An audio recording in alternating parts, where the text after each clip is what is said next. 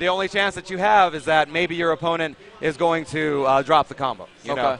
But in our game, it's like generally at all times you're always in it, you know. So the attacker is always in it, you know. He can counter the combo breaker. The defender's in it. They can combo break. Even when you're blocking, we have a new system called shadow counter.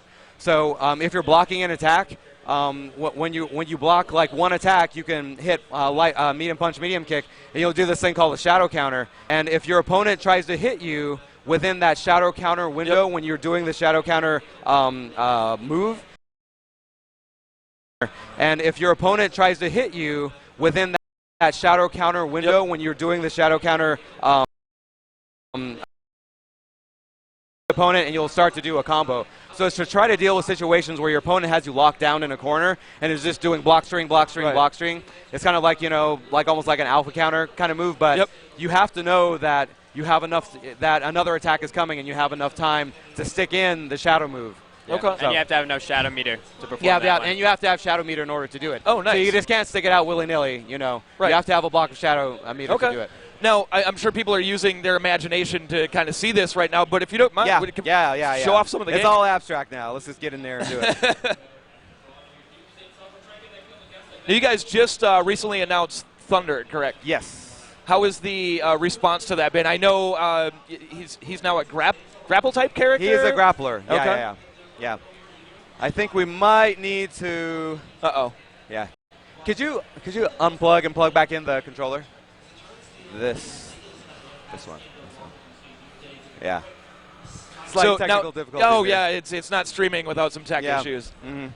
So now, what was the decision? Now, did you just kind of want to make Thunder a little more unique, or what was the design decision behind making him a grapple-type character? Well, okay, so that's actually really important. It's really important to the way we are kind of rethinking about how to approach Killer Instinct as a modern fighting game. So the idea is that in a modern fighting game, you have many different gameplay styles, right? The original Killer Instinct, while each player had signature moves, you know, like Glacius had his puddle punch, and Orchid had her like overhead kind of like spin kick, splits kind of move. A lot of characters kind of played in a very similar fashion. Oh, awesome. Yeah, it was like Saberwolf and Combo were pretty almost identical. Yeah, as just far about as, any character could rush down, you know, and just about every character had like a projectile of some kind, and it had an anti-air of some kind. So the idea that we sorry, go on. No. The idea that we approach this with is like, okay, how do we make each character's gameplay style a little bit more unique, more individual? So, so we started to think about this pyramid of like range zoner. Rushdown and grappler, and then kind of like hybrid, and we decided that okay, each one of these characters is going to fall into one of those categories. So if you look at Saberwolf, he's like, you know, kind of like the original game. He's like a classic, you know, just aggressive rushdown character. He can do, his moves are really fast. You see this naked aggression that Dan's pulling off right now, and he's like very true to that. And then you look at a character like Glacius, though, and we approached him very differently. Glacius is like a very classic zone-style character. He's a bit slower, but he has a lot of long-range moves. He has a lot of setups with his hail, and he's about mind games, keeping the opponent away, and then trying to set him up. And even in the classic, I remember Glacius kind of being that type of, not so much a zone character, but like a mind game character with the like uppercuts behind and front, all over the place. So he had a bit of that. So we really extended that. We really took that philosophy and took it to its logical extreme with him, and it makes him a really interesting, really kind of cool character to play. You know, very different. Yeah, nice, well done. You know, very different, a bit different than he was in the past, but you know, still a lot of recognizable moves like the puddle punch, but new moves like the hail, his projectile move that he can hold and that will hit the opponent from the air as opposed to like a direct projectile. Right, and I was already reading about this. One of Thunder's, I forgot the exact name of the move, now can actually like float right through that. With the right timing. And So let's look at Thunder. So Thunder, we decided, hey, he'd be perfect to be a grappler. So. You know, what moves can we bring back that make sense, and what moves do we have to add, you know, to make him an effective kind of grapple striker kind of character. Right. So, you know, the moves that are from the original game that people will recognize are his Samamish, you know. So that move, everyone remembers that move. Yep. But we added a little bit of a twist on it, you know. So I don't know if you saw it, but there's like I did a stomp afterwards. So you could do like a regular Samamish, you know, and it's an anti-air move. but we added a stomp afterwards to kind of make his game a little bit more interesting, and to give him also like some mobility options. So it's good to, it's good as like a follow-up if you actually hit the opponent, with the Samamish, with the stomp. So you do some extra damage, it looks cool, whatever. But say I'm across the screen, I'm a grappler, I want to get inside. Right. How do we give a grappler some options to get inside? So if you look right now, I could do my heavy Samamish, and I travel a decent distance, but I'm kind of open afterwards. But if I do my stomp afterwards, I cover a lot of ground. So I'm basically in Saberwolf's face, immediately. And that's really important for his new signature move, his Call of the Earth. Yeah. Oh, nice.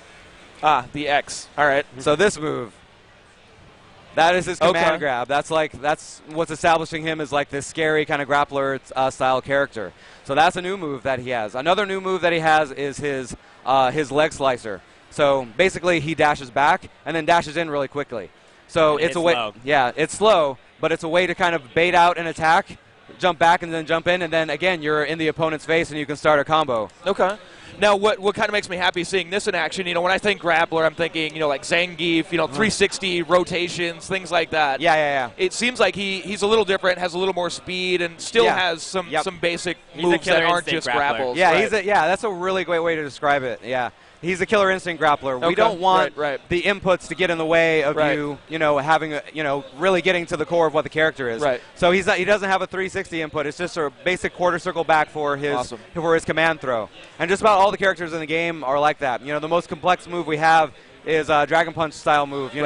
Forward, down, forward. So no 360s. And even Saberwolf.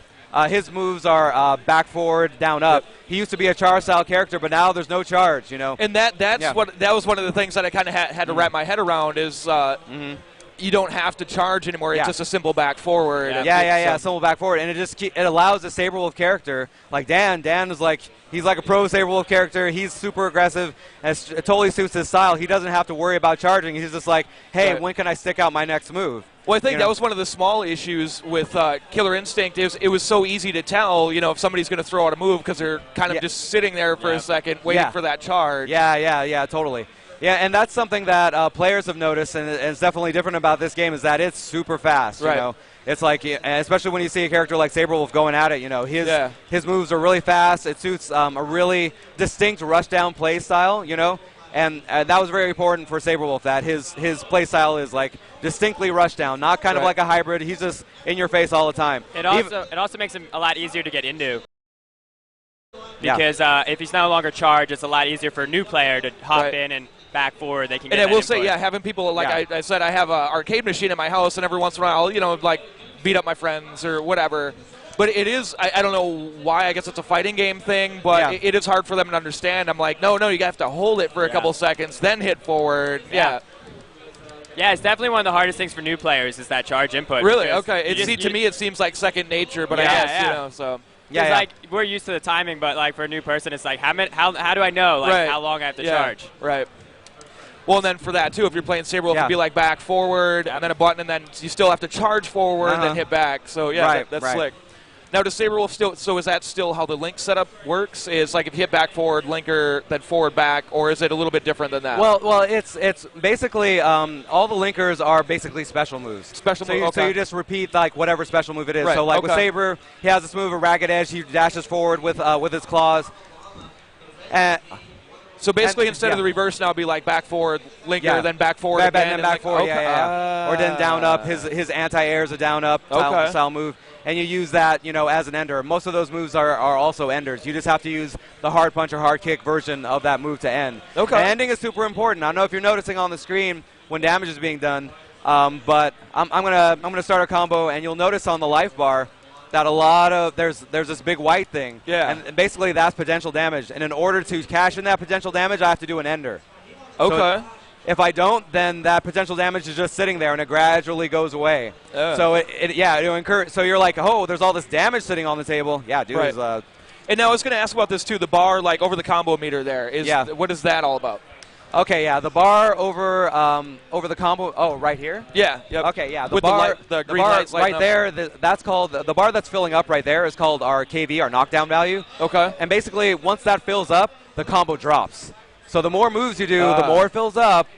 And then like the closer it gets, you're like, oh crap, I gotta end it. You know, or else I'm going to lose all of this damage I could potentially do. Oh, really? Yeah. So if you push that too far. Yeah, you'll get knocked out of the combo, and then you'll see that potential damage that you could have had, and it's just sitting there. Now, originally, before our latest build, that potential damage would go away immediately.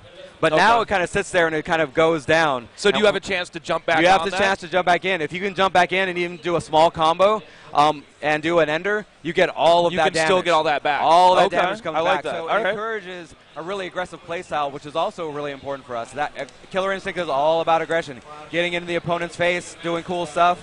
And we wanted to find ways to encourage that even more. Right on. So, and we also wanted to find a way to make sure that matches weren't going too long. That's one thing we noticed at EVO is that there were a lot of combo breakers. Matches were going too long. Sometimes they would time out, so we're trying to figure out ways to combat that. And the new way that we're treating potential damage is a good way to deal with that. So there's all that damage is sitting there that could be done. Not only does it mean that damage could all go away, could all happen at once, it also encourages the player who could do that potential damage to get in there and attack. Oh, awesome. You know? Okay. Yeah. I am not sure if our mics are on anymore. Oh, really?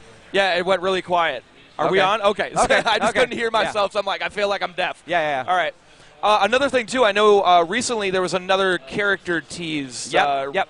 Now, I did confirm this with you earlier, but just for the live crowd here, can you confirm that this is not an old kid? This is not Orchid. This is not Maya. This is not Kim Woo. This is a brand new character. Right on. Yeah, so, something we felt was really important when we're bringing out a new game. Even though we want to give players as many classic characters as possible, we also felt it was important for a new game to, come up with a new character to expand the universe, to expand what Killer Instinct means, and we're definitely approaching that with the new character. And as you can see from the little tease, she has a very different play style. Yeah. She comes in, she attacks Thunder, she throws him in the air, continues the attack from the air, spins this web and attacks towards him, and it's just like, whoa, what's this about? And it's very unique looking, Yeah, very unique. And, that's kind of like what her playstyle is about. She's about, kind of air moves, attacking from the air, going from the air to the ground, pulling players up, staying in your face, and having a lot of cool mobility options. So we're really excited to talk more about her soon, and we will talk about her a lot in the future. And there might be some surprises in store with this character. So awesome. Cool stuff, yeah. All right. Well, before we close out here, is there anywhere that people can get their hands on this? Where can people find KI and play this at PAX? Oh, so come to the Microsoft booth. We're right there with all the other great Microsoft games that we're showing. So come to our booth. We're in the corner. Just look for the huge crowd of people playing KI and just bang on fight sticks. So awesome, man. Yeah. Well, thank you guys so much for your time today. We're going to wrap it up here, guys. Sadly, I could look at this all day. Yeah. Now, this is going to be a launch title, right? Yep. Day so one. Excited. So excited. Awesome. Well, thank you guys again, and we'll see you soon for more live coverage from PAX Prime 2013. Awesome.